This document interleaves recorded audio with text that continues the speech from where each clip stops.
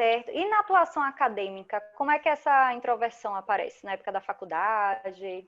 Como é que isso aparecia? Na escola?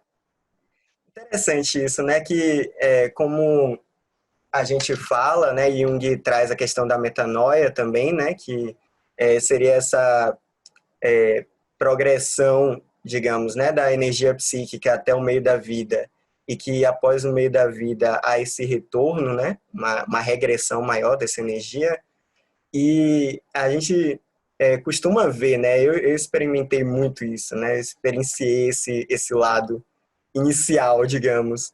Ainda não cheguei no meio da vida, mas é bem forte essa demanda, assim, tanto da escola, da faculdade, né? De você estar sempre expondo suas ideias, né? Existe essa exigência mesmo, de você se colocar, de falar o que pensa, e que às vezes é muito mais difícil para a gente, enquanto introvertidos, se expor dessa forma, né? A gente pode até pensar internamente, né, numa situação, por exemplo, sei lá, o professor faz uma pergunta, a gente pode até responder mentalmente, mas o ato de levantar a mão e falar, né, na frente das outras pessoas, se torna uma dificuldade maior. Não significa que não ocorra, né? Então tiveram momentos, óbvio, que eu, principalmente quando eu tinha segurança do assunto, né? Que eu já tinha refletido bastante sobre o assunto,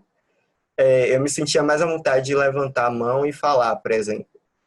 Mas de maneira geral, é algo que é demandado, né?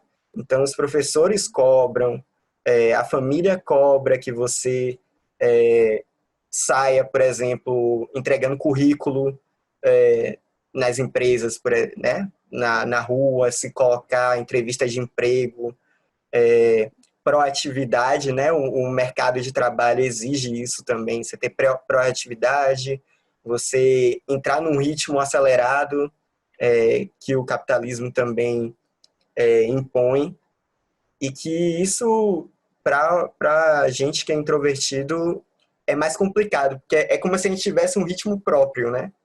E aí, Uhum. às vezes, tem uns embates aí entre esse lado externo e o lado interno. Uhum. Uhum. É curioso quando a gente para, né, para pensar, tô lembrando aqui da época da faculdade, né? Eu falei um pouquinho da parte do trabalho, mas assim, na faculdade mesmo, eu muitas vezes assim, perguntas assim, eu só fazia em último caso, assim, eu às vezes levava a aula ali ruminando como que eu ia perguntar, e muitas vezes eu esperava acabar a aula para falar com o professor e aí tirar alguma dúvida, alguma coisa. Eu lembro que, por exemplo, assim, às vezes com os colegas, né? Eu com um, dois colegas, eu conseguia explanar direitinho um determinado assunto, falar direitinho. E, de repente, se o professor pergunta a mesma coisa para mim, né? No meio da aula, eu simplesmente travava, assim, não saía praticamente nada. Eu lembro que uma vez, numa prova de neuroanatomia, né? Que era uma prova prática, então você tinha lá o cérebro e tal, e o professor ia apontando e você ia falando o que é que era cada lugar, né? Só que isso no meio de todo mundo, né? Então, assim, eu nessa prova, né, eu decorei praticamente tudo. Aí eu virei pro professor, é o seguinte, eu vou falar, e aí qualquer coisa se você achar que condiz com o que você tá pensando, me perguntar e tal, pode ser, pode ser. Aí eu saí descrevendo tudo, né? Aí assim, aí ele, não, tá bom, já tá tudo bem, pode ir e tal. Então, assim, porque para mim o nível tensional dele chegar e apontar alguma coisa para eu falar, eu não ia lembrar, eu ia simplesmente congelar, assim. Então, realmente, essa coisa da exposição é uma questão. Assim, por exemplo, o trabalho, né? Então, assim, sim, enquanto professor, tem essa questão, quando começa a aula, quando você vai conhecer alguém.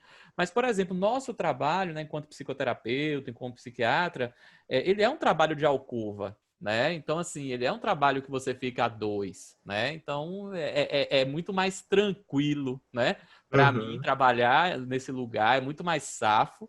Com um detalhe, o paciente que eu já conheço é mais fácil ainda, entendeu? Quando é um paciente novo, acontece também toda a situação. Quem como é que vai chegar, todas as perguntas que ocorreriam em situações que eu vou estar me expondo a pessoas novas ou a grupos maiores, assim, entendeu?